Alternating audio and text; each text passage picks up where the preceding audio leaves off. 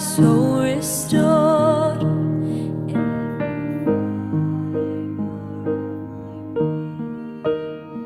Well, this week we're dipping in to spend a bit of time with some of our Old Testament characters. We have a very broad theme covering this week of running away or hiding. Yesterday we thought a bit about how Elijah ran away tired, exhausted and afraid. God met him in his need in both practical and deeply spiritual ways.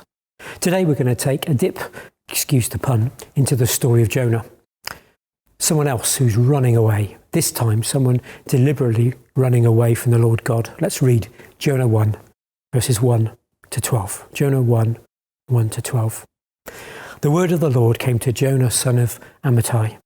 Go to the great city of Nineveh and preach against it, because its wickedness has come up before me. But Jonah ran away from the Lord and headed for Tarshish. He went down to Joppa, where he found a ship bound for that port. After paying the fare, he went aboard and sailed for Tarshish to flee from the Lord. Then the Lord sent a great wind on the sea. Such a violent storm arose that the ship threatened to break up. All the sailors were afraid, and each cried out to his own God. And they threw the cargo into the sea to lighten the ship. Jonah had gone below deck, where he lay down, and he fell into a deep sleep. The captain went to him and said, "How can you sleep? Get up, call on your God. Maybe he will take notice of us so that we will not perish." Then the sailors said to each other, "Come, let us cast lots to find out who is responsible for this calamity." They cast lots, and the lot fell on Jonah. So they asked him, "Tell us, who is responsible for making all this trouble for us? What kind of work do you do? Where do you come from? What is your country? From what people are you?" He answered, "I am a Hebrew, and I worship the Lord, the God of heaven, who made the sea and the dry land." This terrified them, and they asked, "What have you done?" They knew he was running away from the Lord because he'd already told them so. The sea was getting rougher and rougher, so they asked him, "What should we do to make the sea calm down for us?"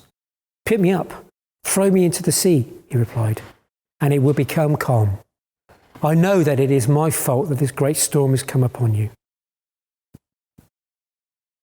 Now, there's something really comic about Jonah, a self-confessed worshipper of the Lord, the God of heaven, who, in his own words, made the sea and the dry land, trying to outrun God by escaping on the sea. He gets his call from God to go one way, and then deliberately sets out to go the other. If his God really was Lord of everything, including the sea, where did he think he could go to escape that call? The consequences, of course, are not comic. His disobedience is putting the lives of those who have given him passage across the sea at risk. And of course, what we actually get to see is that these apparently heathen sailors seem to have much more respect, fear and sense of awe about the Lord God than Jonah, the Lord God's prophet. What is ironic is that Jonah doesn't want to go to the heathen city of Nineveh, where people live lives opposite to living for God. And here he is himself running away from God.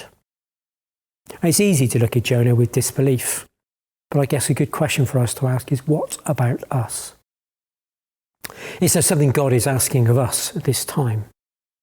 Is he whispering to us about some task or some change of direction in our lives?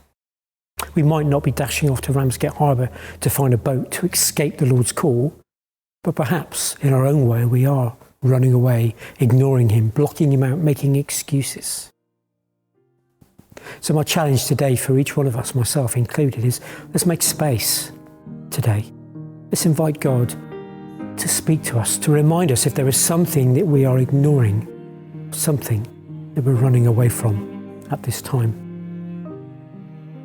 May God bless us as we make space for him to bring his challenge and his call on our lives.